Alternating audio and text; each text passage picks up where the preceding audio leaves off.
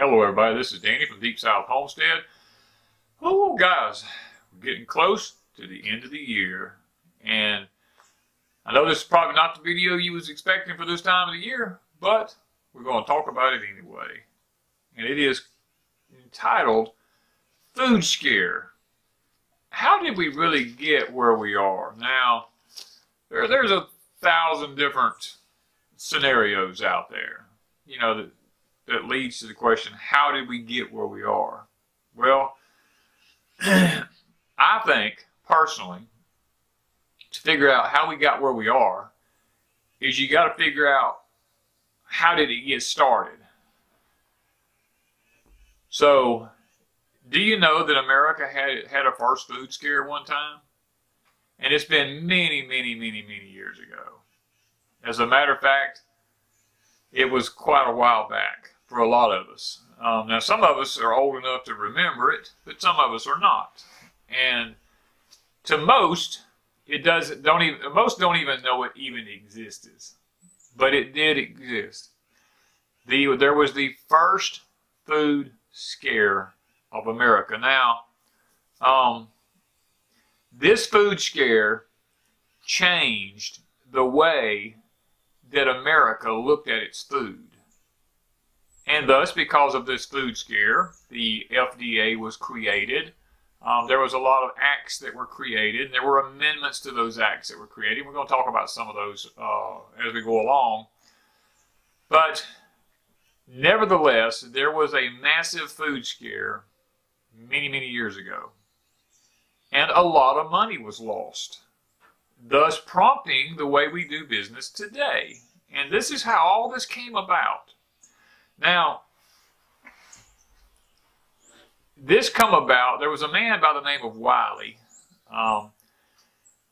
This man created what was known as the Wiley Act. Now, he was a chemist, and he really did a lot of research into the way foods affected the body and different things like that. And, you know, so he became, I'm going to use these are my words now.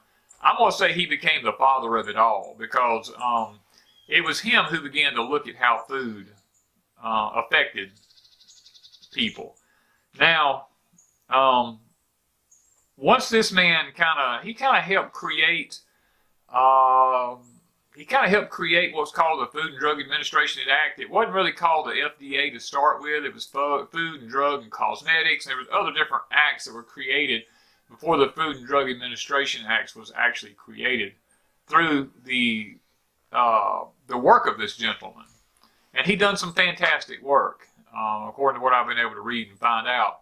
He come up with a lot of really good information.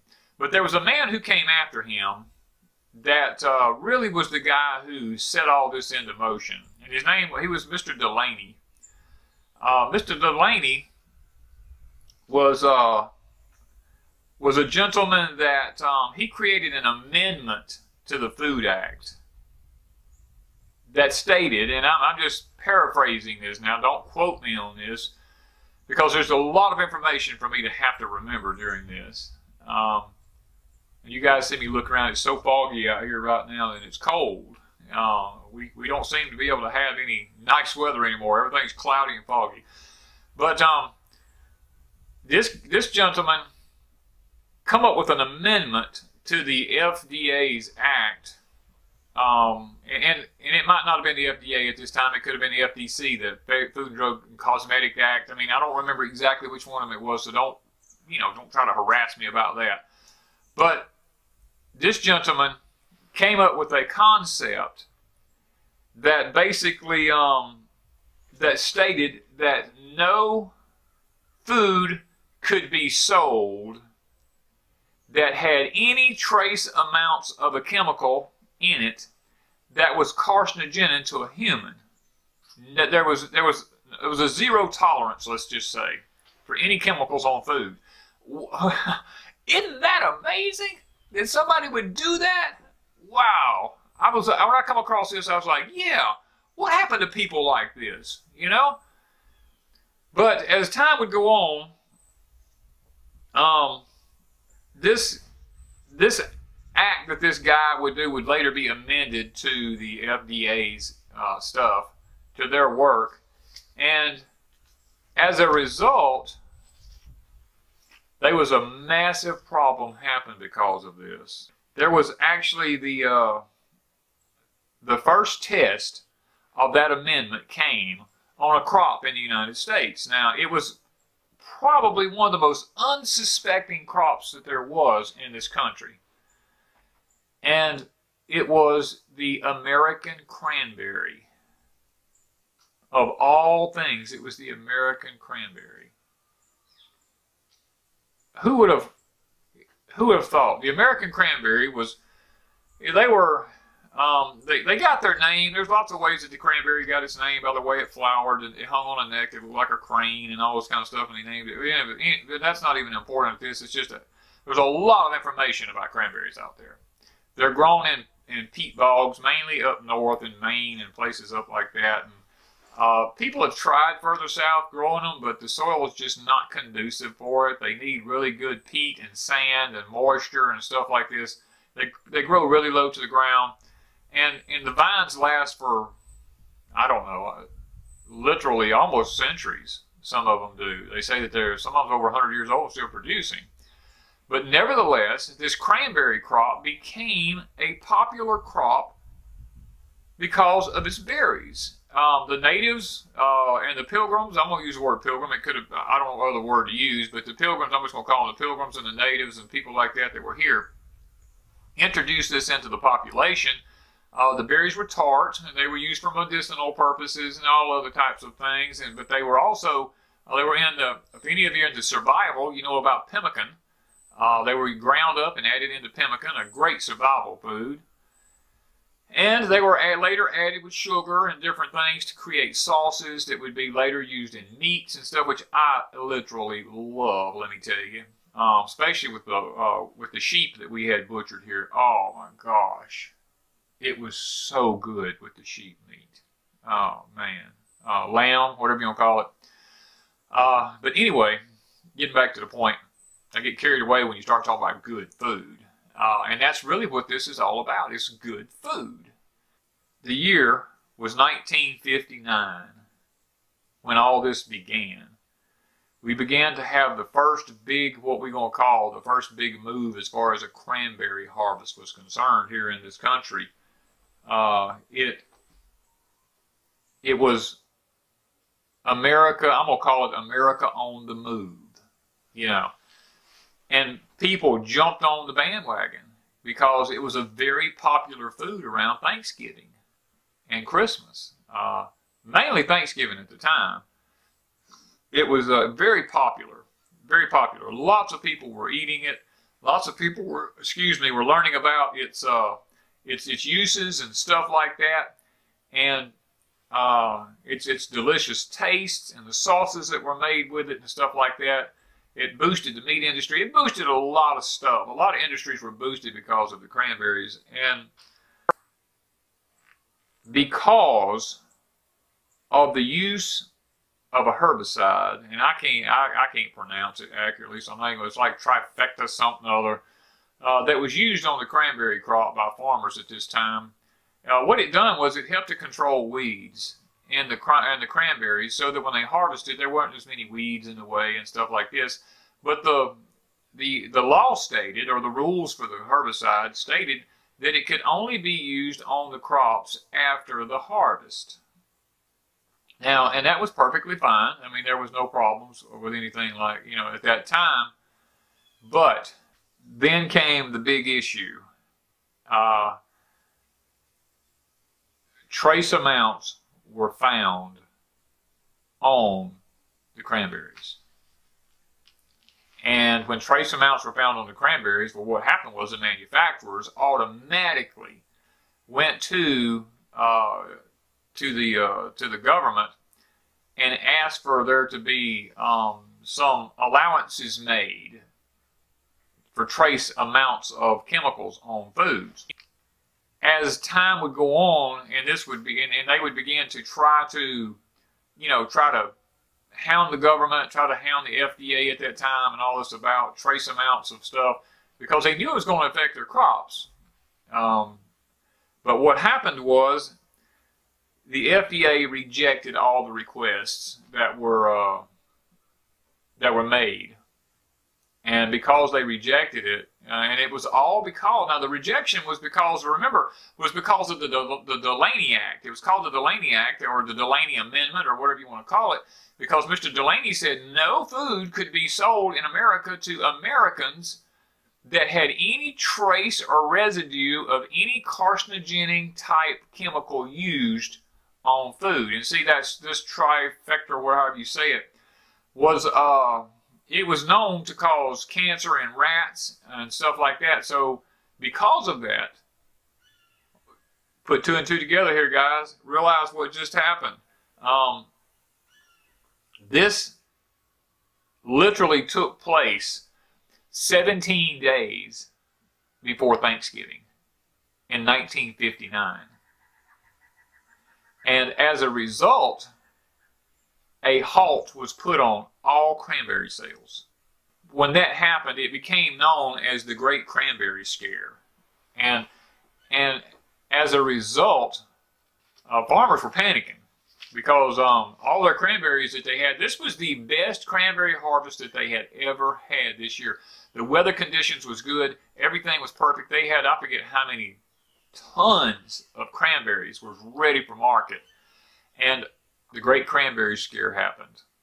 The word was put out that residue was found and that the FDA had shut down the cranberry stuff.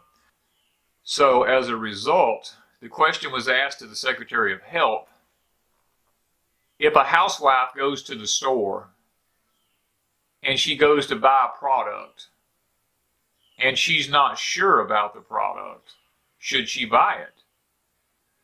Well, his response was, if a housewife goes to the store and is not sure of the origin of what she's buying, then she should not buy it. God, where has these rules gone? Wow. If you're not sure of the origin of something, and they go out and tell you this, don't buy it. Not that way today. I mean, I can tell you, it is not that way. What happened at that particular time was grocery stores began to pull the berries from their shelves. Restaurants quit selling them. People who used cranberries for all the different things that they were doing, they quit selling them. They just, no berries. Well, what this did was, this led to a massive loss with the farmers. And the government had to come up with some programs to step in and begin what we call subsidizing for the great loss of the cranberry scare. And let's talk about what really pushed this over the edge. At this particular time, and this was during, I believe, if my history's correct, I believe this was during Eisenhower's administration. And I think Richard Nixon was the vice president then. My history might get a little off here, so don't critique me on it too bad. But President Nixon, Vice President Nixon, shall I say, went out and said, you know what? He ate, like, I don't remember, it was 3 or 4 helpings of cranberries. He says, I'm going to have my cranberries at Thanksgiving. Well, the guy who was going to be running for president, Mr. John F. Kennedy, he also consumed some cranberries. I think it was in the form of juice or something like that.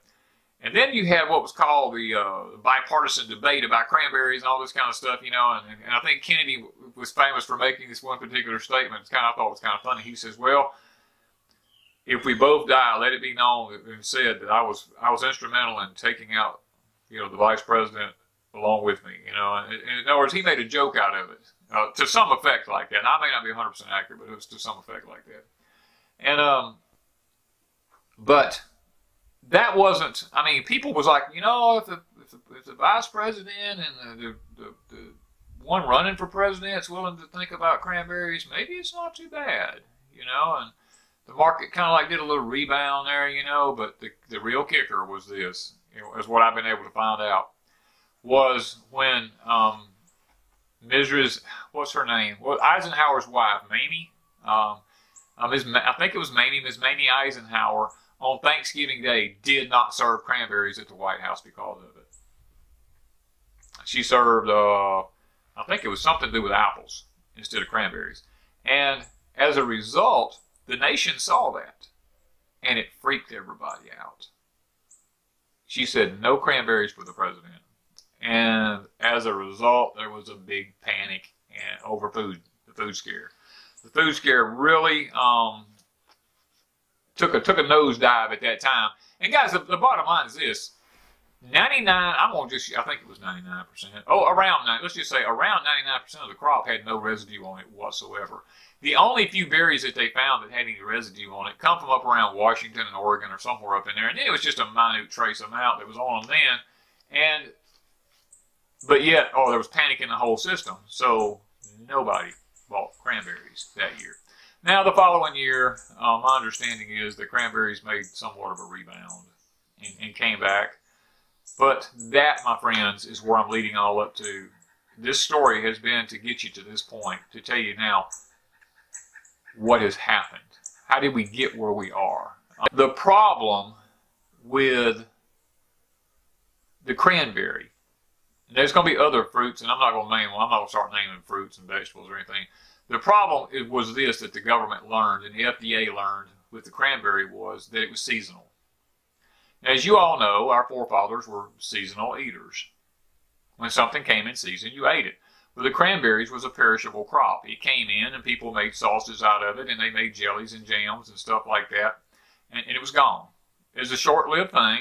It lasted from around, I forget, cranberries grow from, I don't remember, was it May or June till September, something like that, and they're available for just a short period of time, say maybe even to November. They might even go to November. They come out on the market in November.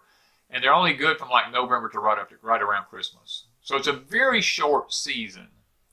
They don't have any way to do anything with them at this time. And because it was such a short season, the scare literally destroyed it that year. And as a result, the government stepped in and they came up with different plans. Now, this is how we got where we are today. The government came in and said, you know what, because cranberries were only marketable for that period of time for fresh use, we've got to fix this so that cranberries can be marketed year-round. So thus came about the use of, I don't know, Ocean Spray was one of them, I think, at the time. They came up with different ways to market cranberry and sauces and jellies and Ocean Spray cranberry drinks and all these kind of things so that people could have cranberries year-round, thus taking people's mind off of a short period of time, and they lengthened it out over a whole year, so therefore people become more comfortable with seeing cranberries on the shelf, seeing the name cranberry, and they just became more relaxed with it. So therefore their minds weren't as inundated, I guess you might say, with being scared about something. I want to say it was in the early 1990s. They done away with the Delaney Act. And when they done away with the Delaney Act, they had to. They said they had to because the farmers came in and the Department of Agriculture and all came in and told the FDA, said, look, we're never going to be able to raise any food because we have to have certain herbicides and chemicals to keep the bugs from eating everything up, to keep the weeds out, and nothing will be productive. We've got to do away with the Delaney Amendment that was added to this thing, saying that there could be absolutely zero traces of any residue on anything. So thus they changed it, and they've actually done away with it. And then they permitted, supposedly science became more advanced and they could do better tracing of chemicals in food and the parts per million that would affect a human and what was safe for a human, what was not safe for a human, and stuff like this. And thus today, guys, this is why we're where we're at. The Delaney Amendment was done away with. And as a result, you all know, from this point forward, it's all been about marketing. I guess is the words I'm trying to say. And my hands are cold. I have to keep looking down, put my hands between my legs because my fingers are freezing. Guys, with the Delaney Act being done away with, what that done is that opened up the door for the Agriculture Department to be able to work with the Food and Drug Administration along with other branches in the federal government to start allowing more chemicals to be used in higher amounts, saying, oh, we've tested it, and, you know, the rats didn't get tumors or didn't get cancer unless they had this many parts per million in their body, and a human's body is, you know, is so much larger than a rat, so it would take a whole lot more. And guys, that's why we're where we're at. Because of people got scared and food crops failed. The farmers failed to get rid of their produce, and they took a great loss. So therefore, the act that was put into, or the amendment that was put in place to protect us as Americans was done away with because I mean, this is my personal opinion on this, so don't, you know, just take it for what it is. But the American population was put at risk so that, for the almighty dollar. I'm just going to go ahead and say it. It's for the almighty dollar. Yes, I grow my own food here, and I will say that I don't use any chemicals on my food. I use no herbicides in my ground.